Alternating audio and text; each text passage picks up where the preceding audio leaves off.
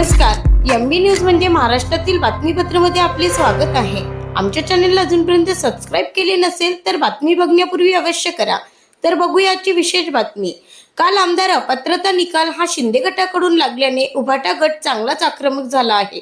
आज अमरावतीच्या राजकमल चौकात शिवसैनिकांनी राहुल नार्वेकर यांच्या विरोधात आंदोलन केले। यावेळी संतप्त शिवसैनिकांनी राहुल नार्वेकर यांचा पुतळा जाळण्याचा प्रयत्न केला, पण पोलिसांनी तो पुतळा जाळण्याचा प्रयत्न हाणून पाडला।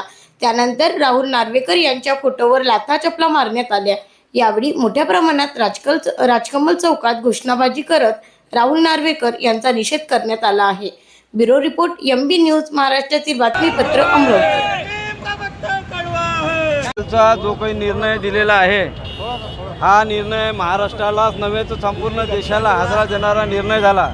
कारण की त्यांनी संपूर्ण संविधानाला गुंडाळून हा निर्णय देण्यात आला।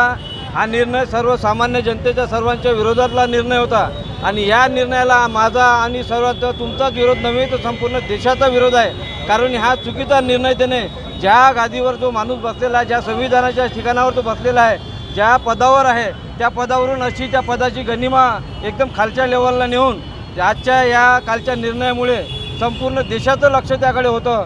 परंतु देशाच्या पंतप्रधान, या देशाचे, या महाराष्ट्राचे मुख्यमंत्री आणि विविध या भारतीय जनता पार्टीच्या पक्षाच्या सर्व पदाधिकाऱ्यांनी, या नेत्यांनी या प्रकरणामध्ये हस्तक्षेप करून या प्रकरणाला वेगळं वळण दिलं।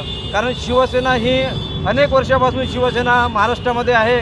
या शिवसेनेचं अस्तित्व बाळासाहेबांनी तयार केलं आणि या बाळासाहेबांचं नाव घेतात आणि बाळासाहेबांच्या ठरलेल्या नियमांना त्यांनी कुठं काल पायधुळीत घातलं असं हे सर्वांना लक्षात येते। पासून अनेक वर्षापासून म्हटलं तर चालेल, प्रलंबित असलेला आमदारांचा अपात्रतेचा निकाल काल महाराष्ट्रासह संपूर्ण भारताने पाहिला। लोकसभेत लोकशाहीची गळचेपी आणि लोकशाहीची हत्या कशा प्रकारे होते याचं जिवंत उदाहरण राहुल नार्वेकर या नालायक माणसाने दिलेल्या निकालावरून आज संपूर्ण देशासह महाराष्ट्राने पाहिलं आहे। खोक्याच्या आधारावर बनलेलं सरकार आणि खोक्याचे मुख्यमंत्री गद्दार एकनाथ शिंदे यांना आगामी निवडणुकीत जनता आणि शेतकरी, महाराष्ट्रातील जनता धडा शिकेल। महत्त्वाचं म्हणजे भारतीय जनता पार्टीला विश्वरत्न डॉक्टर बाबासाहेब आंबेडकर यांचं संविधान मोडून भारतीय जनता पार्टीचं संविधान लिहायचं आहे आणि ते संविधान सर्वांवर लादायचं आहे। मोगलाईचा आम्ही निषेध करतो। राहुल नार्वेकरनी खोक्याचे आधारावर जो निर्णय दिला तो कदापि महाराष्ट्रातील सच्चा आणि निष्ठावंत कळवळ शिवसैनिकांना मान्य नाही। निष्ठावंत आणि कट्टर शिवसैनिक फक्त आणि फक्त उद्धव बाळासाहेब ठाकरे यांच्यासोबत आयुष्यभर राहील। जो काही निर्णय दिलेला आहे हा निर्णय महाराष्ट्रालाच नव्हे तर संपूर्ण देशाला हादरा देणारा निर्णय झाला। कारण की त्यांनी संपूर्ण संविधानाला गुंडाळून हा निर्णय देण्यात आला।